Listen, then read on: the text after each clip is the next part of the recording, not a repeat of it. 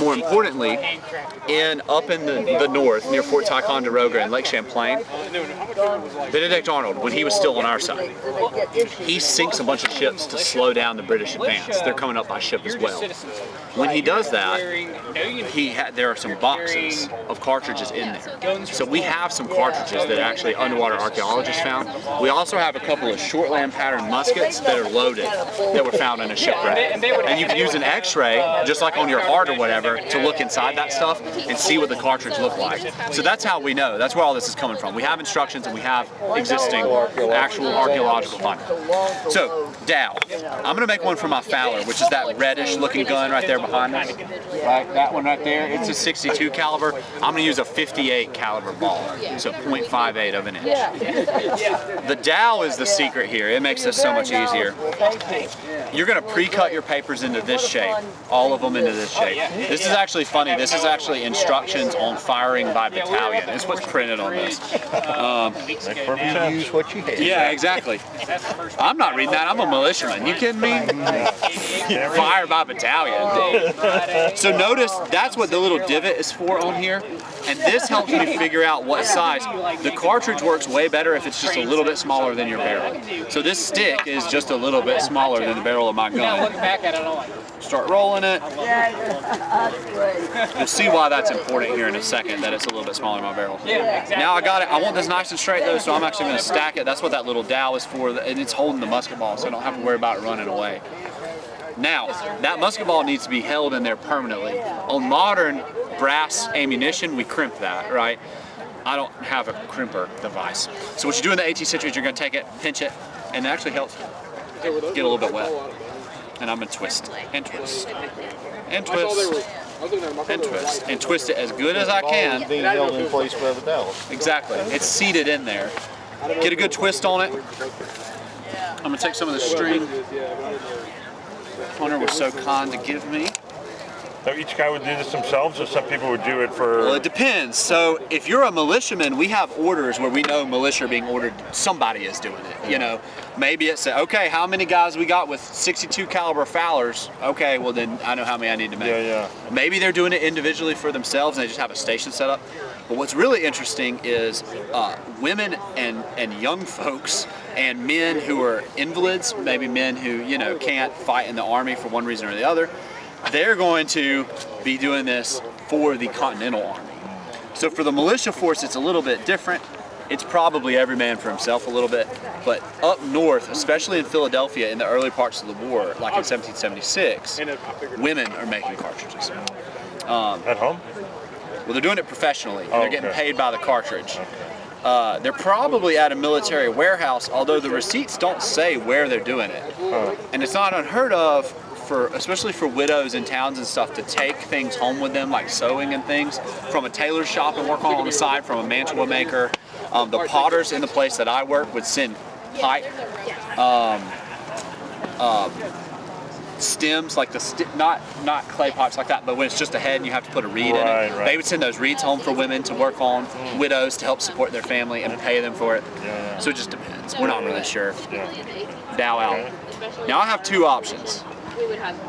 A lot of times what you'll see next is I'll actually take and twist again. Now this cartridge paper is so thick, that's really, really hard. So I'm going to put the powder directly on. And we see both. I mean, it's not that one's wrong or one's right.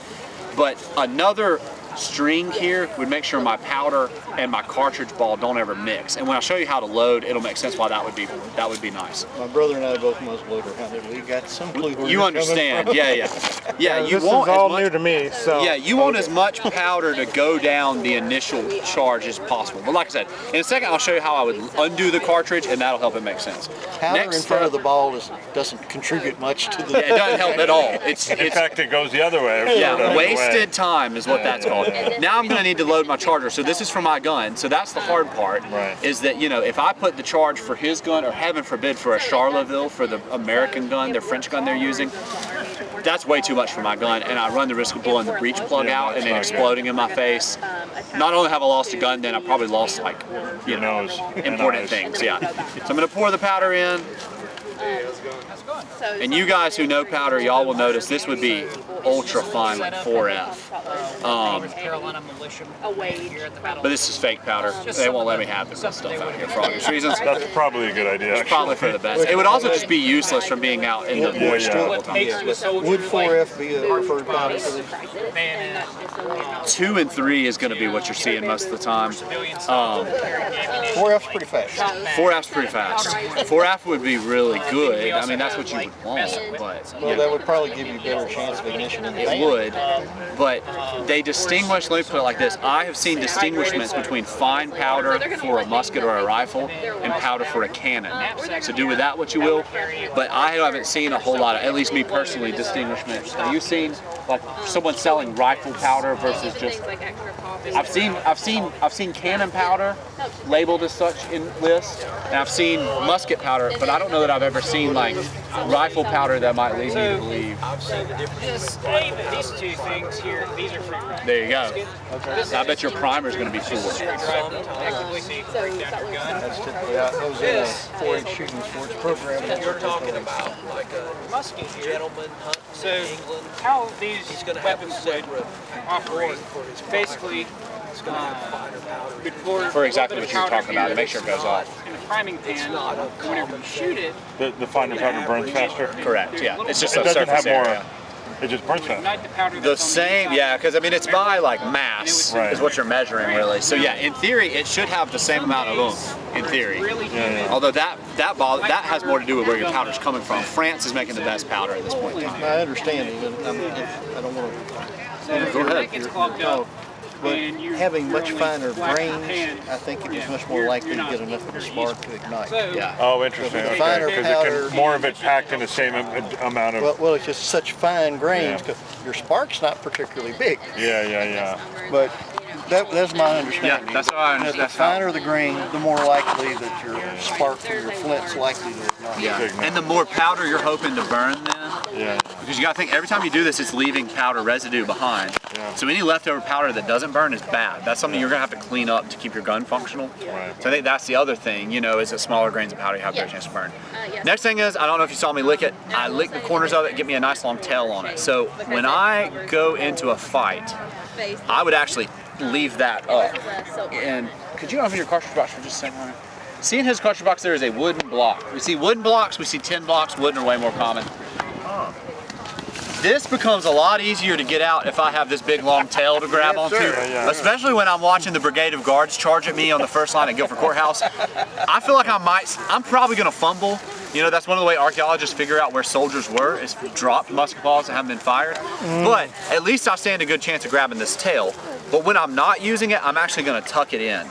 So as much of this as I can, and I folded it backwards, so I'm gonna have to fold it like this, I'm now gonna tuck down in here to secure it. Because I want, if powder will leak out of a cartridge, but if any of that powder, that fine powder makes its way out, so now I have a little secure little, and it can go right down there in that cartridge box and it's good to go. Now, what's interesting is the American Army is putting buckshot on top of that. So you can add, you know, you can get extra credit with your cartridge. And so what the American line, the Maryland and the Delaware troops here and throughout the American War, they're gonna start putting buckshot. So a full-size musket ball and then 4 or 5 double-aught, up to 6 double-aught buckshot on top of that. So it's shotgun, nasty. it's a slug plus that. buckshot, yeah. But it makes sense, right? Because the 18th century, everything is about accuracy by volume. You guys ever picked up a handful of rocks and thrown them? Is it easier to hit something with one rock or with a handful of rocks? Right, yeah, it's accuracy by volume, right? If you put enough stuff in the air, you are now an 18th century military tactician, congratulations. So if you put enough lead in the air, you will hit something. That's just science, right? Like that's just how it works. And so the Americans are like, hey, if we can put some extra stuff on this, that's more lead we're putting downfield. The British, they do buck and ball, but a lot of times the British are only going to fire once. Their whole military doctrine is we're going to close in 100, 150 yards, fire one volley, charge with bayonets. That's how they fight. It's fast, it's dirty, that's the British for you. But they're running into battle. The Americans, they want to sit back and they want to throw lead, because that's how they're hoping to win a battle. They're using a more, like we said, a more Germanic style or a Prussian style of battle, which requires more fire. Any questions? You guys need a cartridge to take home with you? It's got a real lead ball, so don't put it in your mouth. But the black powder is not real, okay? So it won't blow up, but don't chew on it. So you can throw it in the stove, no drama. Yeah, exactly. Not flammable. Though they might but tell real someone, muscle. hey, this is a cartridge, it's real powder. Ah. Yeah. It's just black sand. But don't lick the bottle. It's not good. Yeah, exactly. Yeah, and so it's really interesting though to think about. You know, the riflemen who are here are not loading from cartridges, as far as we know. Now, the Hessian riflemen on the far left of the British Army, they're called Jaegers. We know that they do both. We have the records of them buying cartridge paper and of them at like the Siege of Charleston. They're credited with killing the chief ordnance officer for the Continental Army from 450 yards away.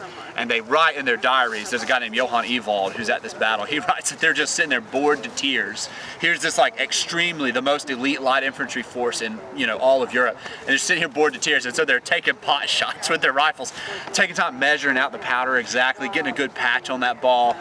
4 or 5 minutes to load, it doesn't matter because you ain't got nothing else to do. But here at the battle, and we see them buying cartridge paper. So what we think is happening is, if they are getting into closer combat, faster, what they're going to call a hotter action, they're going to load from cartridges. Because your accuracy doesn't matter as much. If I'm fighting tree to tree and there's an American rifleman behind that tree and I'm right here, it doesn't matter if I can hit you at 400 yards, you're only 50 yards away, you know what I mean? Like, so we know they load from cartridge and from long, but loading a rifle is slow. There's nothing else to it. Those grooves on the inside of it that make the musket ball spin, the thing that makes a rifle so great also makes it so bad, because those grooves catch that nasty black powder after we shoot, and then every time you load, it's tighter, right? So riflemen, are third or fourth shot is gonna take you longer to load than the first one. And the only way to relieve that after the battle is do a big cleaning. You're not going to do that in the middle of the battle, obviously. Right, yeah, ain't nobody got time for that. Yeah. How long does that take to clean it all out? It depends. Black powder, here's the good thing about black powder is it's water soluble. So what you will do is get boiling water and pour it straight down the barrel. I know this feels insane, yeah. And what it does is it cleans the black powder out, but it also gets the steel of the barrel hot enough that it does what's called flash drying. So it becomes so hot that the water that's left over dries. It dries without having to put like a patch down there to clean it out. Exactly, and you can, and like I have a worm, I don't know where it is. You can worm stuff out, all kinds of stuff like that. Boiling water. Yeah, crazy. It worked, doesn't it? Yeah.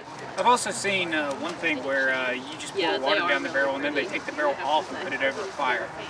To dry it out. To absolutely dry it out. Because you don't want it to rust. Because then it sounds like it would work. Yeah, it worked. Oh, that's how I clean mine. Well, as long as it dried out to the bone, you know, like really. Yeah. So they get so hot you can't even hold them. Like you'll burn yourself. If it's over a fire.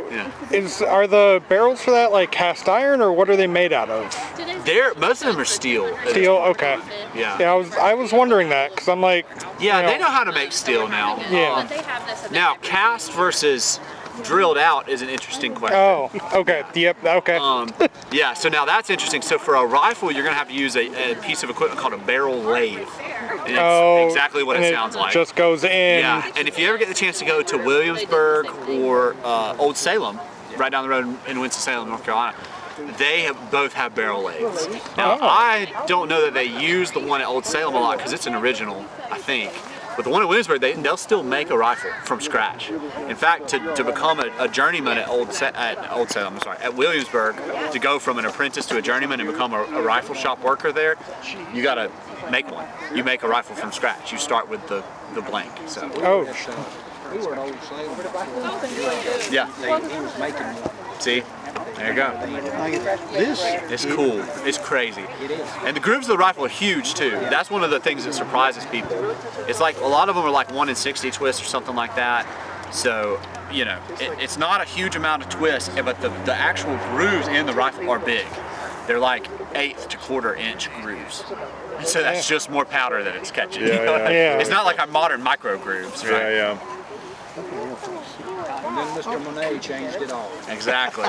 He figured out that if we do a conical ball that actually grips with these little, exactly. Oh, so that's where you start getting more of the bullets from like the Civil War era. Yeah, that cup on the back of the ball expands it and then it locks it into the grooves. Yeah. And then that's where it gets. Because like this, you know, actually I used to shoot these out of my Jaeger rifle, but you know, there's really nothing special about this that's going to grip that rifling. You just have to, that's why it takes so long to load, is you have to put a patch on it, a waxed patch, or there's all kinds of different things they prescribe for patches. And that grip between that and the musket ball is what's going to give it the, you know, the English, the curve, the spin. And now you can see That was my pleasure. Captain Cruz demonstrate the use of. Oh, is it time again? Oh, you're going down to the thing. It's Yeah, down we're going to do to- it right here. Yeah, if y'all want to see me shoot it.